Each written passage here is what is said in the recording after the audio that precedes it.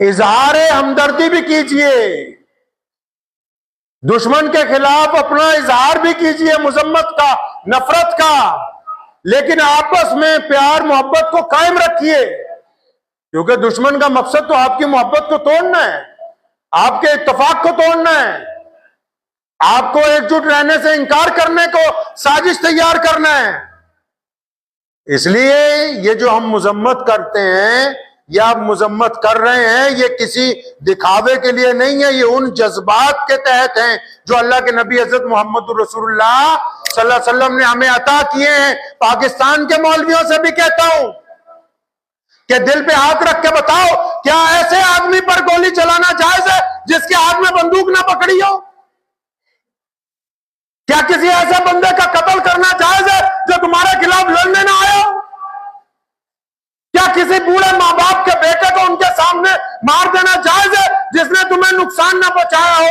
अगर ये कहते हो कि ये जुल्म है, ये नाजायज है, तो फिर अपने ही हुकूमत में अपने ही लोगों को ये बात बताओ कि पूरी दुनिया में इस्लाम सबसे बड़ा मजहब इसलिए बनाए कि हमने पूरी दुनिया के सामने मोहब्बत का इजहार किया, दुनिया के सामने मज़ाहिब से उठ के बात की है। तो आज आपको भी इस बात की मुजम्मत करनी होगी कि अगर किसी ने इस्लाम का नाम लेके किसी को कत्ल किया है तो आपको अपनी जुबान से कहना होगा कि इस्लाम इन कातिलों के साथ कोई ताल्लुक नहीं रखता है।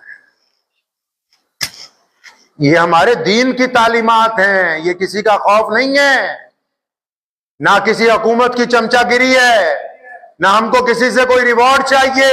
जब अंग्रेज के खिलाफ हम लड़े, जब हिंदू पानी और मुसलमान पानी के मटके हमारे दादा ने तोड़े, जब अंग्रेज के खिलाफ उसके दांत खट्टे किए, उस वक्त भी मकसद किसी को खुश करना नहीं था, मकसद यही था कि हम अपनी जमीन के लिए, अपने रब की रजा के लिए लड़ रहे हैं। इस बात को आप ज़हन नशीन रखें। बार बार कहता हूं मुसलमानों से भी खासकर कि जिस तरह मुल्क की आजादी में आप सबसे आगे थे, आज दहशतगर्दों के खिलाफ भी आपको सबसे आना होगा, क्योंकि आपके मजहब ने आप पर ये करेंगे और आप कभी जालिमों के साथ नहीं हो सकते हैं।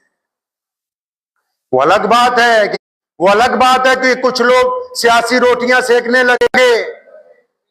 मैंने कल एक बयान सुना, पंजाब के एक शहर में एक बहुत छोटा सा कोई सियासतदान बोल रहा था कि मुसलमानों से ये काम करवा लो, मुसलमानों को यहां से निकाल दो। कान खोल के इत्मीनान से ये बात सुन लो, इस रुए जमीन पर हम पैदा हुए हैं, हमारे अकाबरीन ने मुल्क की आजादी के लिए कुर्बानियां दी हैं, हमारी हड्डियां इस मुल्क में खाद बनती हैं। दुनिया की कोई ताकत ना इस मुल्क को हिला सकती है, ना इस मुल्क में मुसलमानों को अपनी जगह से हिला सकती है।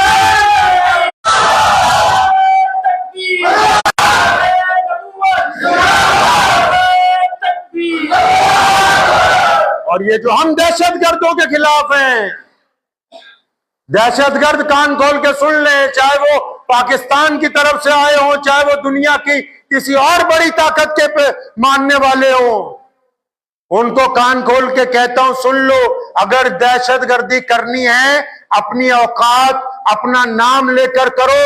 अगर इस्लाम का नाम लेके करने की कोशिश करोगे, अगर मुसलमानों को बदनाम करने की कोशिश करोगे, तो हुकूमत और तमाम लोग तो पीछे होंगे, मुसलमान पहले तुम्हें खत्म करने के लिए अगली सफ में रहेंगे इंशाअल्लाह। क्योंकि हमारा मजहब इस बात की हमें इजाजत नहीं देता। अपने मुल्क के बोधी भाइयों के साथ जितनी भी कौमें इस मुल्क में रहती हैं, हमारे बुजुर्गों ने उनके कंधे से कंधा मिला के देश की आजादी लड़ी है। आज भी आतंकवाद के खिलाफ हम अपने देश के सभी लोगों के कंधे से कंधा मिला के आतंकवाद के खिलाफ लड़ते रहेंगे इंशाअल्लाह। तो दुआ कीजिए, एक बार फिर कहता हूं पूरे देश के मुसलमानों को कि जब कोई नाजुक घड़ी आती है, मुझे पता है कि आपके जज्बात जो हैं हमेशा सच्चे होते हैं। मैंने तो एक बात बड़ी जिम्मेदारी से कही है, एक दिन पुलिस कमिश्नर साहब को भी कहा था, मैं कहा मेरा मोबाइल उठाओ, देखो इसको, व्हाट्सएप को। हमारे मोबाइल भी इस हद तक पाक हैं कि उसमें किसी कौम के खिलाफ कोई मैसेज आपको मिलेगा नहीं।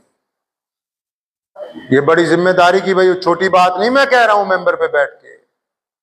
ये बात हमारे खून में नहीं है कि लोगों में नफरत फैलाई जाए, किसी मजहब के खिलाफ कुछ लिखा जाए। हमारे नबी सल्लल्लाहु अलैहि वसल्लम ने हमें ये सिखाया है। आपको ये कहना चाहता हूं भारत के मुसलमानों को कि जब कभी कोई नाजुक वक्त आता है, कोई ऐसी दुख की घड़ी अगर देश पर आती है, तो अपने बुजुर्गों की तरह, अपने बड़ों की तरह उठ के खड़े होइए, अगली सफों में जाके आतंकवाद के खिलाफ खड़े होइए, उनको जवाब दीजिए, ताकि पूरी दुनिया को हम ये बता सकें कि देश के लोग जो हैं हर एक परेशानी की घड़ी में आपस में एक दूसरे के साथ हैं। तो दुआ भी कीजिए, वक्त भी हो गया है कि अल्लाह तबारक व तआला इन बातों पर मुझे भी और आप सबको अमल करने की तौफीक अता फरमाए। वाखिर